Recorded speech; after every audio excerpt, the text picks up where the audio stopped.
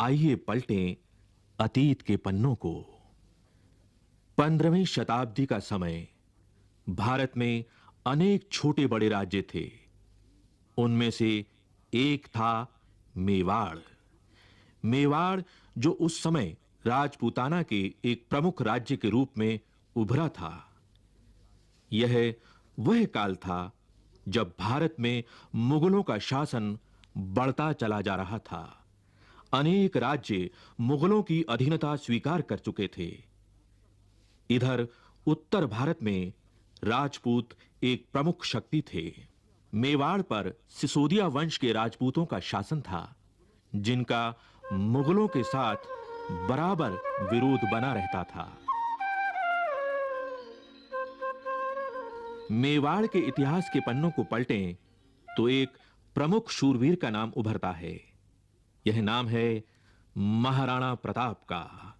महाराणा प्रताप शौर्य के प्रतीक, मातृभूमि पर मर मिटने वाले स्वतंत्रता के पुजारी। वीर प्रताप की शौर्य गाथाओं से अरावली की घाटी आज भी गूंज रही है। सिर दे न दे धरा आ बड़पन री बात, ना सिर दे न दे धरा सोही राण प्रताप। तुम्हारा मेवाड़ी सिरदार नील घोड़ारा अश्वार राणा, सुन तो जय जय रे मारा। मेवाड़ी सिरदार नील घोड़ारा अश्वार राणा, सुन तो जय जय रे, सुन तो जय जय रे मेवाड़ी राणा, सुन तो जय जय रे मारा। मेवाड़ी सिरदार नील घोड़ारा। मेवाड़ के दो प्रमुख किले हैं, कुंभलगढ़ और चित्तौड़गढ़। 15वीं और 16वीं शताब्दी में मेवाड़ के राणा कुंभा और राणा सांगा ने मेवाड़ की कीर्ति को शिखर तक पहुंचाया। उन्हीं के वंशज महाराणा प्रताप का जन्म 9 मई 1540 को कुंभलगढ़ के किले में हुआ। यहीं इसी स्थान पर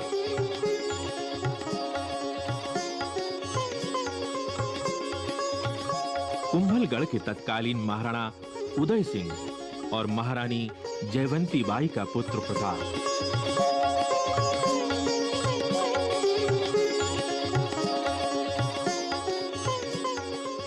मेवाड़ का उत्तराधिकारी, प्रजा का दुलारा, भीलों की देखरेख में पला बड़ा, जिसे प्यार से वे कूका कहते थे। मेवाड़ का भावी महाराणा वनवासियों के साथ बेहद प्रसन्न रहता। देश प्रेम की ज्वाला उसके हृदय में सदा प्रज्वलित रहती, जो उसे अपने पूर्वजों से विरासत में मिली थी। मेवाड़ सदा से ही मुगलों की आंख की किरकिरी रहा और युद्ध होते रहे। मेवाड़ का राजनीतिक महत्व तो था ही, साथ ही वह गंगा भूमि के व्यापार मार्ग को पश्चिमी तट से जोड़ता था। अतः मेवाड़ को अपने अधीन करना मुगल शासकों के लिए जरूरी हो गया था। मध्यकालीन भारत का इतिहास देखें तो पाएंगे कि उस काल में महत्वाकांक्षी मुगल सम्राट अकबर का साम्राज्य लगभग पूरे भारत में छा चुका था। अनेक राजपूत सरदार, यहां तक कि राणा प्रताप के कुछ परिजन भी अकबर की अधीनता स्वीकार कर चुके थे और परिणाम स्वरूप उन्हें मिले थे ऊंचे ओहदे, ऊंची पदवियां और जागीरें।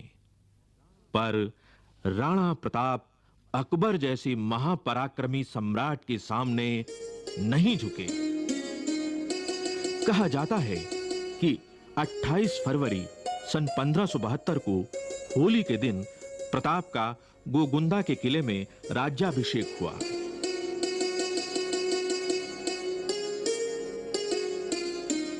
जब प्रताप का राज्याभिषेक हुआ तब उन्हें न कोई राजधानी मिली, न साधनों का जरिया। वे बहुत कम साधनों से ही मुगल सम्राट से जूझते रहे।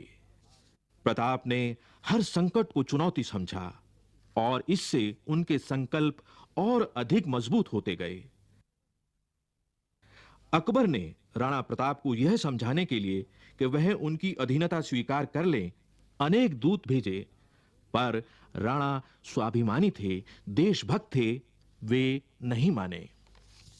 उनका राजसी वैभव छूट गया, किंतु कठिन से कठिन परिस्थितियों में भी राणा प्रताप ने अकबर की अधीनता को स्वीकार नहीं किया। चमकी मेवाड़ी तलवार बैजा कोडारा पर नाग राणा। जैसी उनकी पैनी तलवार थी, वैसा ही चौकन्ना था राणा प्रताप का प्रिय घोड़ा चेतक।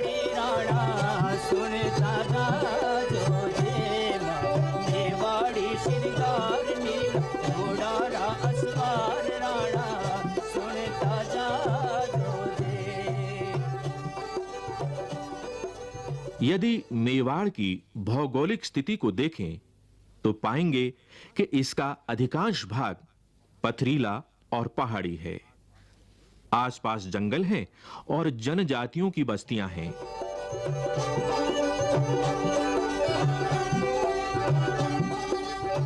राणा प्रताप ने जनजातियों के रणबांकुरों को अपने साथ लिया और युद्ध की तैयारियां करते रहे।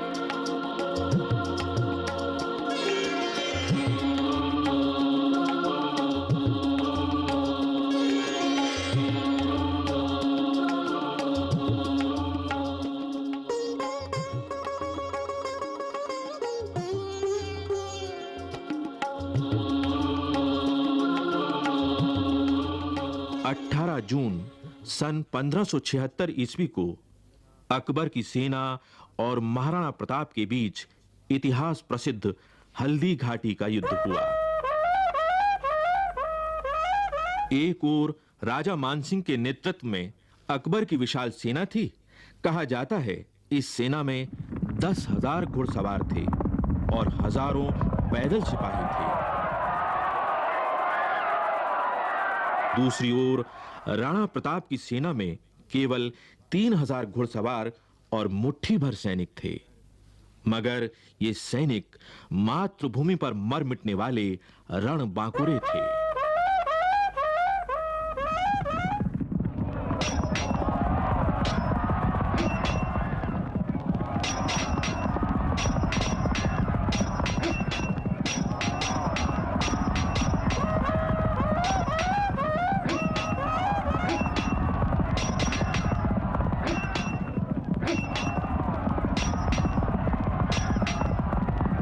यही वह विश्व प्रसिद्ध हल्दी घाटी है जहाँ से होकर प्रताप की सेनाओं ने इस घाटी को पार करके उस पार खमनोर के समीप खड़ी मुगल सेनाओं से संघर्ष किया था।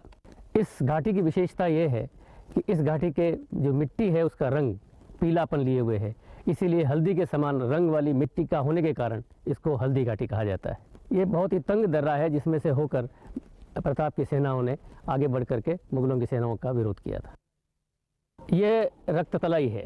रक्त तलाई का अर्थ है कि जहाँ पर खून की तलाई भर गई थी, खून का तालाब बन गया था। आपको विदित है कि इस ओर हल्दी घाटी है। हल्दी घाटी का जो मुंह है वो लगभग यहाँ से 1.5 किलोमीटर दूर है। इसी तरफ बाईं ओर मुगलों की सेनाओं का पड़ाव था। ये जिस ओर आप अभी ये बम्बूल के पेड़ हैं, इन पेड़ों के पीछे उस ज़माने में केवल सीधा मैदान था और उस मैदान की जो सीमा है वो आगे बनास नदी से मिलती है। जो मुगलों की जो सेनाएं थी वो उस बनास नदी के किनारे से इस प्रदेश से, इस भाग से बढ़ती बढ़ती इस स्थान तक आई थी। मुगलों की सेनाएं हल्दी घाटी के मुंह तक पहुंची थी। प्रताप की सेनाओं ने उनको खदेड़ते खदेड़ते लगभग 1.5 किलोमीटर तक यहाँ ले आए। यही वह स्थान है जहाँ पर मुगल सेना के सेनापति मान सिंह के हाथी पर प्रताप ने अपने घोड़े पर छलांग लगाई थी और यही वह स्थल है जहाँ पर चेतक का पिछला पैर हाथी की सूंड में बंधी तलवार के कारण कट गया था। यही वह स्थल है जहाँ पर हकीम खां सूर ने प्रताप को सलाह दी थी कि वो पीछे लौट जाए क्योंकि उसके प्राण संकट में थे। यही वह स्थान है जहाँ पर इसके साथ चलने वाले वीरों ने अपना बलिदान दिया था। झालामान ने अपने सर पर छत्र रख करके ये कहना प्रारंभ किया कि महाराणा प्रताप मैं हूँ, और इस प्रकार भयंकर अंतिम युद्ध की जो परिणति है वो यहाँ पर खून की सरिता के रूप में हुई थी। यहाँ पर एक वीर विशेष का भी मैं नाम लेना चाहूँगा, वीरवर पूंजा, जिसके कि साथी लोग इन पहाड़ियों के अंदर, पीछे की ओर की पहाड़ियों के अंदर थे। उन्होंने पीछे से पत्थर बरसाने प्रारंभ किए थे, और यहाँ पर एक वीर जो कि इस ओर इस छतरी की तरफ मैं इशारा कर रहा हूँ, ये राम सिंह तंवर की है, जो ग्वालियर का महाराजा था, और वो भी इस लड़ाई में अपने पुत्रों के साथ मौजूद था, यहाँ पर अब लड़ता हुआ मारा गया। और ये वह मध्य स्थल था जहाँ पर भयंकर युद्ध हुआ, यहाँ पर लाशें पड़ गई और चारों ओर से घमासान होने लगा। हल्दी घाटी का युद्ध एक दिन में ही समाप्त हो गया। राणा प्रताप के हाथ से गोगुंदा का किला और कुंभलगढ़ निकल गया, लेकिन प्रताप का मस्तक नहीं झुका। हल्दी घाटी युद्ध समाप्त हो जाने पर भी महाराणा प्रताप का संघर्ष जीवन भर चलता रहा। पराजित हो जाने पर भी अरावली की घाटी गूंज उठी प्रताप की कीर्ति और पराक्रम की गाथा से। प्रताप की यशोगाथा मेवाड़ तक ही सीमित नहीं रही, बल्कि समूचे देश में फैल गई।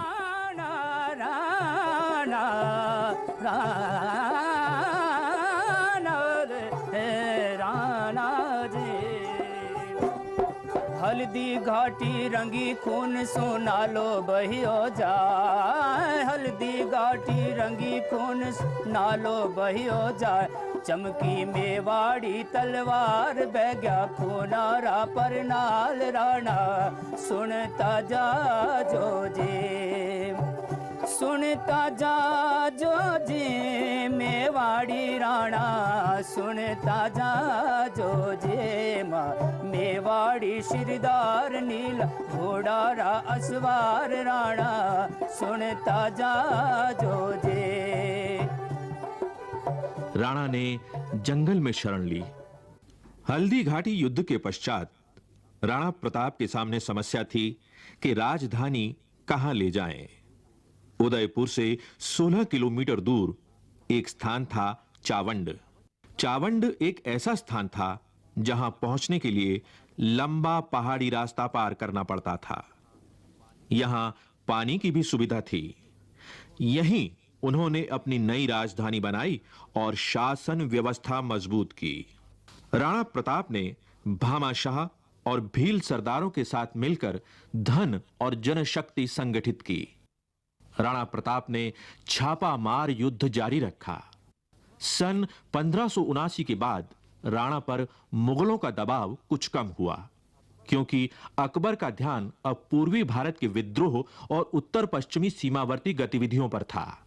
राणा ने अवसर का लाभ उठाकर चित्तौड़ और मांडलगढ़ को छोड़ अपने राज्य का एक प्रमुख हिस्सा वापस हासिल कर लिया और मेवाड़ फिर से स्वतंत्र हो गया। ऐसा माना जाता है कि मेवाड़ के सिंह राणा प्रताप शेर का शिकार करते हुए गहरी चोट खाकर घायल हो गए और 19 जनवरी सन 1597 को चावंड में ही महाराणा प्रताप ने अपना शरीर त्याग दिया।